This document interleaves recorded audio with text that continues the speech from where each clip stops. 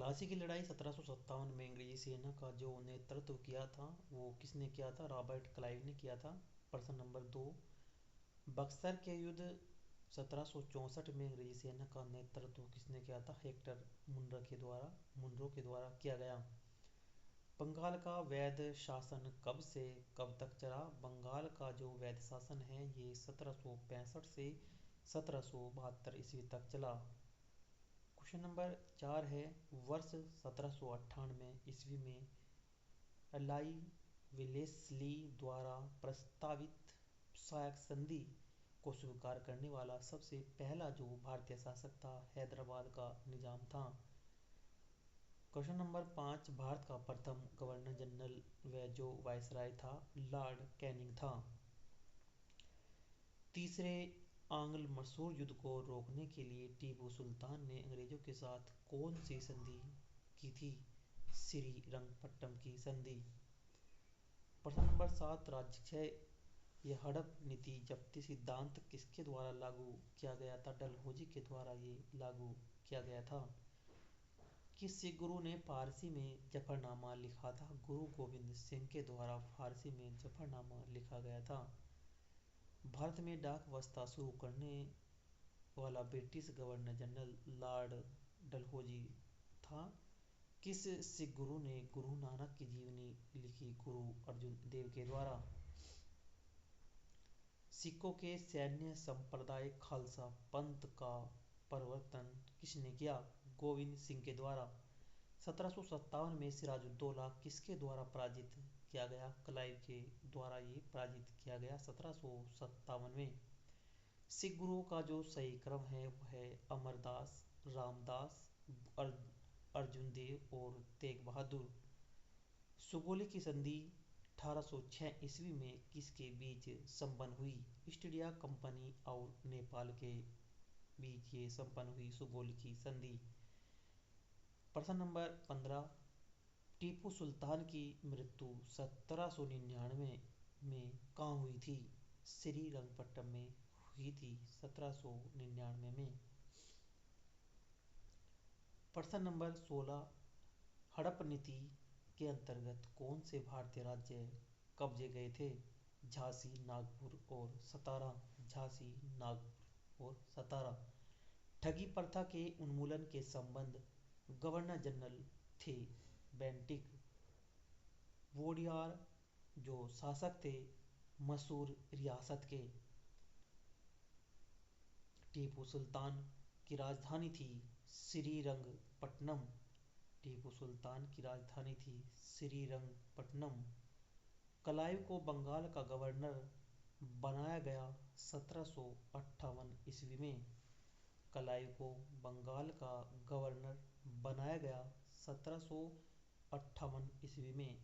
भारत का जो प्रथम गवर्नर जनरल था विलियम बेंटिक था। क्वेश्चन नंबर 22, द्वैत शासन नीति को किसने समाप्त किया था? वारेन हेस्टिंग्स ने। नेक्स्ट, अंग्रेजों का सर्वाधिक विरोध किसने किया था?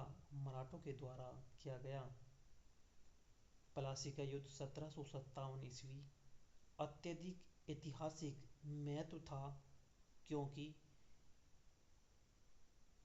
इसने बंगाल में ब्रिटिश वर्चस्व के लिए मार्ग प्रशस्त किया और उसके बाद संपूर्ण भारत पर ब्रिटिश नियंत्रण के लिए रास्ता खुल गया।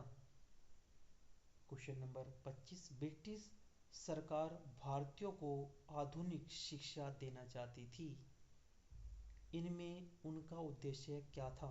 भारत में अपनी राजनीति सत्ता की नींव सुदृढ़ करना। प्रशासनिक अव्यवस्था कुशासन के आधार पर डलहौजी ने किस राज्य को ब्रिटिश साम्राज्य में मिलाया था? अवध को। आदि ग्रंथ किसने संकलित किया था? गुरु अर्जुन ने। आदि ग्रंथ किसने संकलित किया था? गुरु अर्जुन ने। भारत में आधुनिक शिक्षा प्रणाली की नींव किससे पड़ी? 1835 के मैकाले के मैकाले मिंटो से। भारत के वायसरायों में से किसने किसके काल में Indian penal code, civil procedure code और क्रिमिनल प्रोसीजर कोड पारित किए गए थे? लॉर्ड कैनिंग के काल में। ब्रिटिश सरकार का वह गवर्नर जनरल कौन था जिसने भारत में डाक टिकट शुरू किए थे? लॉर्ड डलहौजी। सती प्रथा का अंत करने तथा ठगी को समाप्त करने का श्रेय किसको जाता है? विलियम बेंटिंक को। सती प्रथा का अंत करने तथा ठगी को समाप्त करने का श्रेय जाता है लॉर्ड विलियम बेंटिंक को। अवध के स्वायत्त राज्य का संस्थापक कौन था? सादत खां बुरहान उल मुल्क। किसने क्वेश्चन नंबर 33 किसने मीर कासिम तथा सुजाउद्दौला के साथ मिलकर अंग्रेजी ईस्ट इंडिया कंपनी पर युद्ध घोषित किया और वे बाद में बक्सर के युद्ध में अंग्रेजों से पराजित हुए? सालम तित्तै। नेक्स्ट है कि ईस्ट इंडिया कंपनी और बंगाल के नवाब के बीच जब प्लासी का युद्ध हुआ उस समय मुगल सम्राट कौन था? Azizuddin Alamgir. East India company के नेतृत्व में रॉबर्ट क्लाइव का उत्तराधिकारी कौन था? हेस्टिंग्स। नवाब सिराजुद्दौला एवं ईस्ट इंडिया कंपनी के बीच संघर्ष का प्रमुख कारण क्या था? अंग्रेजों ने व्यापार छूटों का दुरुपयोग किया, यानी कि अंग्रेजों ने व्यापार में जो डिस्काउंट जो छूट दी गई थी उनका दुरुपयोग किया गया। कालकोठी ब्लैक होल की घटना जिसमें 140 में से 123 लोग 140 में से 123 लोग एक छोटी सी कोठी में बंद कर दिए जाने के कारण मर गए थे, यह घटना कहाँ हुई थी? यह घटना कलकत्ता में हुई थी। किस इतिहासकार ने 1765 से 1772 ईस्वी तक कंपनी के राज्य को द्वैत शासन के काल को डाकों का राज्य की संज्ञा दी है? के एम पनिक्कर ने। सुरक्षा प्रकोष्ठ नीति किससे संबंधित है? वारेन हेस्टिंग से। सुरक्षा प्रकोष्ठ नीति किससे संबंधित है? वारेन हेस्टिंग से। इलाहाबाद की संधि 1765 ईस्वी के बाद रॉबर्ट क्लाइव ने मुर्शिदाबाद का उप दीवान किसे बनाया था? मोहम्मद रजा खान को। किस भारतीय को रॉबर्ट क्लाइव ने बिहार का नायब दीवान नियुक्त किया था? राजा सिताब राय। रंजीत सिंह ने सुप्रसिद्ध कोहिनूर हीरा प्राप्त किया था शाह शुजा से। रंजीत सिंह ने सुप्रसिद्ध कोहिनूर हीरा प्राप्त किया था शाह शुजा से।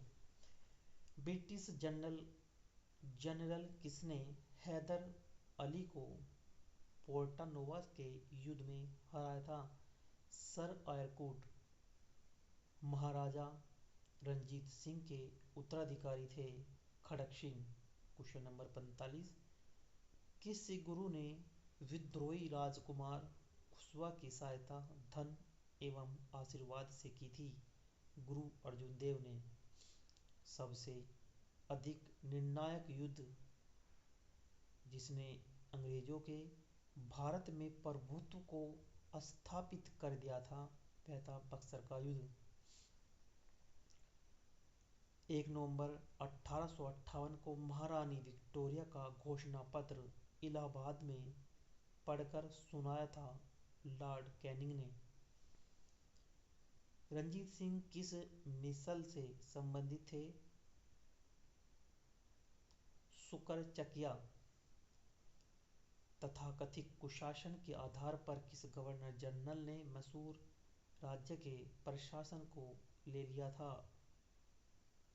लॉर्ड विलियम बेंटिक ने।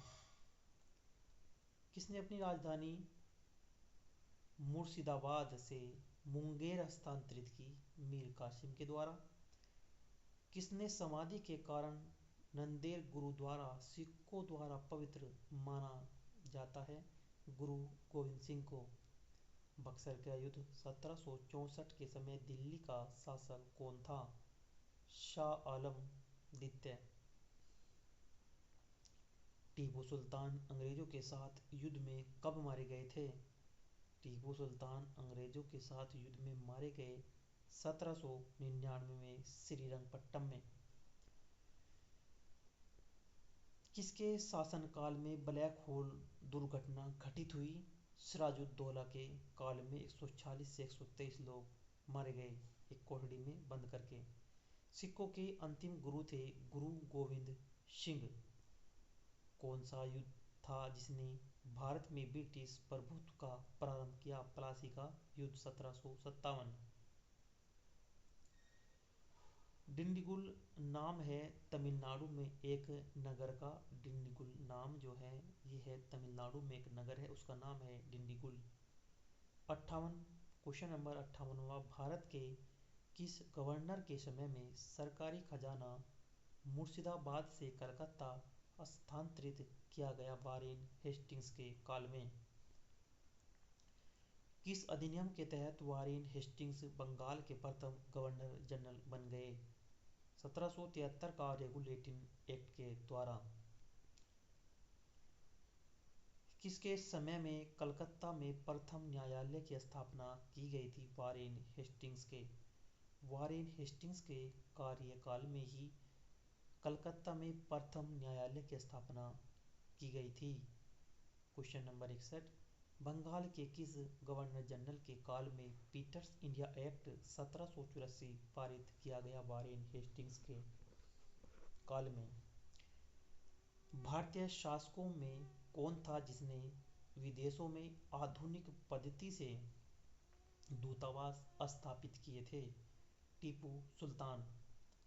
क्वेश्चन नंबर 63, ब्रिटिश भारतीय राज्य क्षेत्र का अंतिम प्रमुख विस्तार हुआ डलहौजी के समय से। ठगों के दमन में कौन संबंध था? कर्नल सलीमैन। ठगों के दमन में कौन संबंध था कर्नल सलीमैन। 1707 ईस्वी में औरंगजेब की मृत्यु के बाद मुगल मुअज्जम किस नाम से मुगल राज सिंहासन पर बैठा? बहादुर शाह प्रथम। बहादुर शाह प्रथम की मृत्यु के बाद जहांदार शाह मुगल सिंहासन पर आसीन हुआ। वह किसकी सहायता से सम्राट बना? जुल्फिकार खां की। फर्रुखसियर किसके सहयोग से मुगल बादशाह बना? सैयद बंदो की। नर्प निर्माता के रूप में किन्हें जाना जाता है? नर्प निर्माता किंग मेकर के रूप में जो जाना जाता है सैयद बंदू को। सैयद बंदू ने मराठों के सहयोग से किस मुगल सम्राट को सत्ताईस कर हत्या कर दी थी? फर्रुखसियर। क्वेश्चन नंबर 70, सैयद बंदो का पतन किसके समय में हुआ? मोहम्मद शाह के। किस मुगल बादशाह का मूल नाम रोशन अख्तर था? मोहम्मद शाह रंगीला। अवध, हैदराबाद, भरतपुर, रुहेलखंड एवं फर्रुखाबाद किस मुगल शासक के समय में स्वतंत्र हुए? मोहम्मद शाह रंगीला। क्वेश्चन 73, भारत का आक्रमण करने वाली भारत पर आक्रमण करने वाले किस ईरानी शासक को ईरान का नेपोलियन कहा गया? नादिर शाह को। अहमद शाह अब्दाली के प्रथम आक्रमण के समय मुगल सम्राट कौन था? मोहम्मद शाह रंगीला। अहमद शाह अब्दाली ने भारत पर कुल 7 बार आक्रमण किए, जिसमें सर्वाधिक 3 बार आक्रमण किस मुगल शासक के समय में हुए? शाह आलम द्वितीय के। क्वेश्चन 76, किस मुगल शासक का सर्वाधिक नाम अली गौहर था? शाह आलम द्वितीय का।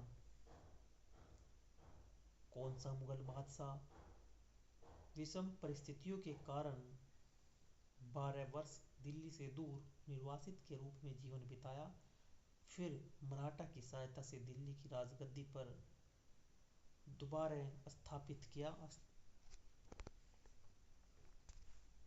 शाह आलम द्वितीय। कौन मुगल बादशाह का एक बड़ा शायर भी था, जिसके द्वारा अपने आखिरी समय में कहा गया कि यह शेर विख्यात है? कितना है बदनसीब जफर के दफन के लिए 2 गज जमी भी न मिली कुएं यार में। बहादुर शाह द्वितीय। 79। अंग्रेजों का पेंशनर बनने वाला प्रथम मुगल बादशाह था शाह आलम द्वितीय। किस राज्य के शासक नवाब वजीर कहलाते थे? अवध के नवाब। किसने ग्रामीण जाटों को एक सैनिक शक्ति के रूप में संगठित किया था? चूड़ामणि।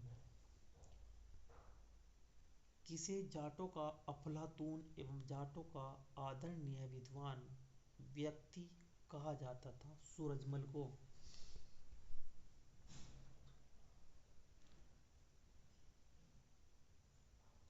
मुर्शीद कुली जाफर खां को बंगाल 1717 ईस्वी तथा उड़ीसा 1719 ईस्वी की सूबेदारी किस मुगल बादशाह से मिली? फर्रुखासियर के सहयोग से।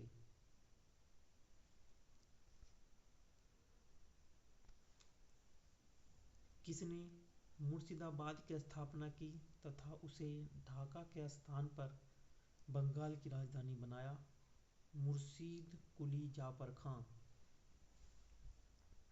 बंगाल के शासक मुर्शीद कुली जाफर खां एवं अंग्रेजी ईस्ट इंडिया कंपनी के बीच विवाद का सर्वप्रमुख कारण था मुगल बादशाह फर्रुखसियार द्वारा 1717 में जारी फरमान की मुर्शीद अली जाफर खां एवं ब्रिटिश कंपनी द्वारा अलग अलग व्याख्या।